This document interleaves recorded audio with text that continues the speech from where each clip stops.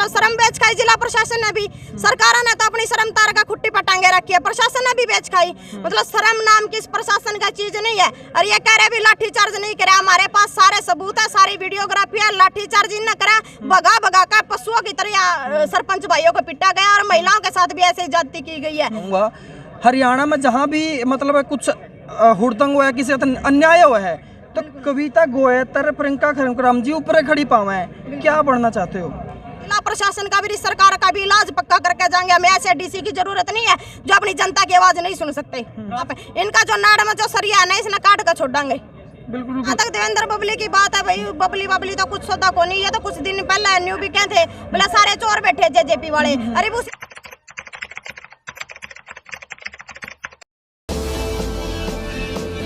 तो फिलहाल में हमारे साथ प्रियंका खरकराम जी और कविता गोयत मौजूद हैं। ये मौजूदा सरपंच हैं और ये भारतीय किसान यूनियन की प्रदेश प्रवक्ता हैं। कल इनको गिरफ्तार किया गया था। किस तरह गिरफ्तार किया था, क्यों गिरफ्तार किया था, पूरी वाक्य जानेंगे इनसे। तो बेबे राम राम से राम राम भाई। कल क्या वाक्य आया था? सरपंच का धरना आप आए थे, ज्ञापन देने गए थे, डीसी ने आपका ज्ञापन लिया नहीं लिया, क्यों नहीं लिया, क्या वाक्य था कल? भाई हम ज्ञापन देने के लिए आए थे, हमारे सरपंच भाइयों के समर्थन में। हम रानी तालाब से पैदल चले थे और जींद डीसी ऑफिस तक हम पैदल आए थे, सिर्फ अपनी 2 लाइनों का ज्ञापन देने के लिए। हम 12 बजे डीसी ऑफिस के सामने बैठे थे। सीटीएम आए, तहसीलदार साहब आए, हमने उनका मान सम्मान किया, स्वागत किया। लेकिन हमारा कहना यह था भी हमने ज्ञापन देना तो डीसी साहब को ही देना है, क्योंकि हमारी मांग जो है कि जिले का उपायुक्त यदि मौके पर आकर सुना वो वहाँ मौजूद भी थे, ऐसा नहीं है कि भी वो मौजूद नहीं थे। तो उनका कहना यूँ था कि भी डीसी साहब तो मीटिंग में बैठे, हमने यूँ कहा अभी 6 बजे तक इंतजार करना पड़ो, हम इंतजार करेंगे, शांति प्रिय हम यहाँ बैठे हैं, डीसी साहब को ज्ञापन दे के ही जाएंगे हम। लेकिन डीसी साहब, मैं कहना चाहूंगी भाई उसमें अकड़ इतनी हो रही है। कुछ दिन पहले तो हमने भी देखा होगा दमतानसाई में 5 दिन तक हमारे एक ताऊ जी की डेड बॉडी रखी रही, वहाँ जाकर डीसी साहब ने सुध नहीं ली, वहाँ ले एसडीएम या फिर तहसीलदार को भेजते हैं। और एक गाँव द्वारा चुनी छोटी सरकार इनके द्वार पर आती है ज्ञापन देने के लिए, सिर्फ और सिर्फ ज्ञापन देने के लिए, और कोई मांग नहीं थी डीसी साहब के लिए। तो ज्ञापन भी डीसी साहब उनका नीचे आकर के नहीं ले रहे। तो आप एक बात सोचिए, जब इस गांव की चुनी सरकार के साथ ऐसा बर्ताव किया जा रहा, यदि आम किसान मजदूर इनके द्वार पर आते तो ये क्या हालात उनके साथ करते हैं। लेकिन खबर ये भी आ रही थी कि उन्होंने अपने नीचे वाले अधिकारी भेजे थे अपना ज्ञापन लेने के लिए आपका। नहीं, तो हमने उनको ज्ञापन देना तो नहीं था ना भाई, ज्ञापन हमें सिर्फ डीसी साहब को देना था और उनसे अपनी समस्याओं के बारे में अवगत भी करवाना था कि आप हमारी समस्याओं को ऊपर तक पहुंचाइए। डीसी साहब के पैर का कोई मंदी नहीं लग रही थी कि भी वो नीचे आने तक उनको कोई गुरेज कर रहे थे।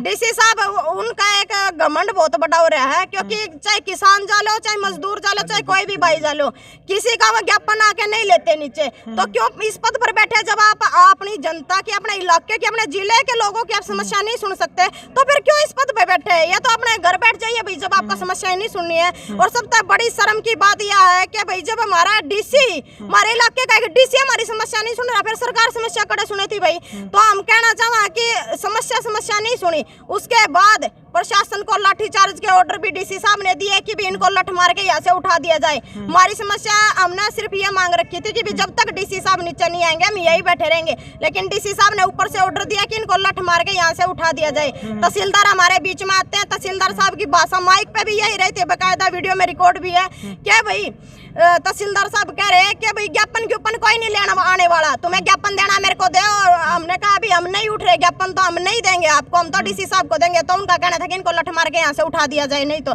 डीसी साहब वगैरह कोई ज्ञापन लेने नहीं आएगा। तो भाई निंदनीय घटना इतनी हुई कि भाई महिलाएं के बाल तक पड़े गए, धक्काशाही करके हमारी। एक बात बताइए, तो भाई सरपंच भाई इनकी गिरफ्तारी करी, चलो ठीक है हमने माना, लेकिन हमारी 70 साल की ताई भी आपने देखी भी होगी, अखबार में बाकायदा फोटोज भी हैं, वीडियोज भी हैं। 80 साल की ताइया के लिए भी धक्काशाही करी प्रशासन ने, मतलब शर्म बेच खाई जिला प्रशासन ने भी। सरकार ने तो अपनी शर्म तार का खुट्टी पर टांगे रखी है, प्रशासन ने भी बेच खाई। मतलब शर्म नाम की इस प्रशासन का चीज नहीं है। और ये कह रहे भी लाठीचार्ज नहीं करे, हमारे पास सारे सबूत है, सारी वीडियोग्राफी है, लाठीचार्ज इन न करा, भगा भगा कर पशुओं की तरह सरपंच भाइयों को पिटा गया और महिलाओं के साथ भी ऐसी ज्यादती की गई है। और जो ये कह रहे डीएसपी साहब भी लाठीचार्ज आपके ऊपर भी हुआ था? बिल्कुल हुआ भाई, महिलाओं के ऊपर भी लाठीचार्ज हुआ और बहुत सारे हमारे भैया का छोटी मोटी चोट भी आई है। एक हमारे भाई का तो हाथ पे यहाँ सूजन भी आई है, खून वगैरह भी निकला हुआ है, जो सरपंच एसोसिएशन के प्रधान है। और भाई महिलाओं के साथ भी जाती है। और ये एसडीएम क्या वो डीएसपी साहब ये कह रहे रोहतास ढोल की भी सरपंच ने तोड़ फोड़ करी है, तो हमें वो वीडियो दिखाइए, हमें प्रूफ दीजिए, हम माफी मांगने के लिए तैयार है यदि सरपंचों ने कोई तोड़ फोड़ की हो। हमने तो अपने जो केले वगैरह खाए, संतरे वगैरह खाए, उनके भी छिलके उठा कर अपनी जगह पे फेंक के आए थे, हमने तो उनके द्वार पर अपने छिलके तक नहीं डाले और वो कह रहे कि न दंगा फसाद किया। ये बकायदा सभी जगह कैमरे भी लगे हुए हैं, हमें कोई वीडियोग्राफी दिखाई और हम उनको वीडियोग्राफी देने के लिए तैयार है। वो कह रहे कि हमने पिटा नहीं है जी। कुछ जो महिला सरपंच थी आपके साथ थी, जिनको चोटें भी आई, जिनके ऊपर लाठीचार्ज भी हुआ, वो आपके साथ हैं अभी? बिल्कुल हमारे साथ है। कविता खरकराम जी गांव से सरपंच और सरपंच एसोसिएशन की प्रधान प्रीति देवी और बहुत सारी हमारी महिलाएं, ये सभी जितनी भी है महिला यहाँ मौजूद है, ये सारी वहाँ मौके पर मौजूद थी और हमारी ऐसी कोई बड़ी मांग नहीं थी, सिर्फ ज्ञापन देना था। और ज्ञापन अब हम कहना चाह रहे भैया यहाँ मीटिंग हो रही है पीछे, सारे सरपंच की जरूरत पड़ी तो हरियाणा की कॉल भी देंगे, लेकिन जिला प्रशासन का भी सरकार का भी इलाज पक्का करके जाएंगे। हमें ऐसे डीसी की जरूरत नहीं है जो अपनी जनता की आवाज नहीं सुन सकते। फैसला क्या कुछ लिया भाई? फैसला अभी लेंगे क्योंकि सरपंच इकट्ठा होने लग रहे हैं। फैसला अभी तक कुछ लिया नहीं, लेकिन फैसला जरूर लेंगे इनके खिलाफ। इनका जो नाड़ में जो सरिया है ना, इसने काट कर छोड़ेंगे। बिल्कुल बिल्कुल।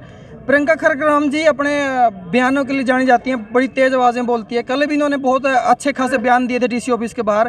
तो जहां कुछ लाठीचार्ज महिलाओं के ऊपर भी हुआ था, उनसे बात करना चाहेंगे। राम राम जी। राम राम। मतलब क्या कुछ घटित हुआ कल? वह तो उसने बता दिया, लेकिन इस लाठीचार्ज के ऊपर क्या कहना चाहोगे आप? देखिए, ये बड़ी निंदनीय घटना है और मैं सरकार प्रशासन ने ये बताना चाहूँ भाई, पहले तो आप जो बड़े बड़े लोग थे उन्हें ना अपनी तरफ करने का काम कर रहे थे, लेकिन अब ये जनता जागरूक हो चुकी है और आज यहाँ कोई कड़ा फैसला लिया जाएगा। क्योंकि जब सरकार से उपायुक्त महोदय से पहली बार नहीं हुआ ये, पहले जब हम ज्ञापन देने गए सरपंच, तो इन्होंने बोला 5 सरपंच ऊपर आ जाओ। 5 सरपंच ऊपर गए तो उस समय उपायुक्त महोदय की जो भाषा थी वो भी बड़ी ही खराब थी और उसके बाद उन्होंने वहां से इनको धक्के देकर और ये बोलकर वहां से निकाला, भाई आपके ऊपर FIR दर्ज करवा दूंगा। उपायुक्त महोदय से ये पूछना चाहती हूँ, आप किस लिए बैठे हैं उस कुर्सी पर? वो एक संवैधानिक पद है और वो पद इसलिए है ताकि आप इस जिले की संभाल कर सके, यहाँ के लोगों की समस्याओं का समाधान कर सके। मैं मानती हूँ इस समस्या का समाधान उनके पास नहीं है, लेकिन हमारी समस्या को ऊपर तक पहुँचाने का हक उनके पास है और संविधान में हमारे मौलिक अधिकार। वीडियो में देखा गया था आपको गिरफ्तार भी किया हुआ है, आपको भी तो भाई पता है क्या था, प्रशासन ने भी बेचारा काफी समय से ऊपर जा रहा था, नीचे आ रहा था, ऊपर जा रहा था, नीचे आ रहा था, लेकिन उपायुक्त महोदय ने उनको ये बोला, भाई आपने क्या किया है, 5 घंटे हो गए हैं। तो उसके बाद तहसीलदार साहब जब वहाँ आए, तहसीलदार साहब के बोल बिगड़े हुए थे, पता नहीं उन्हें भी किस बात की ये अहम था। भाई हाँ, मैं तहसीलदार पद पे हूँ। हमने बोला भी हम ज्ञापन डीसी साहब को देंगे, तो उन्होंने बोला कोई डीसी ज्ञापन लेने नहीं आएगा, मेरे को देना तो दो।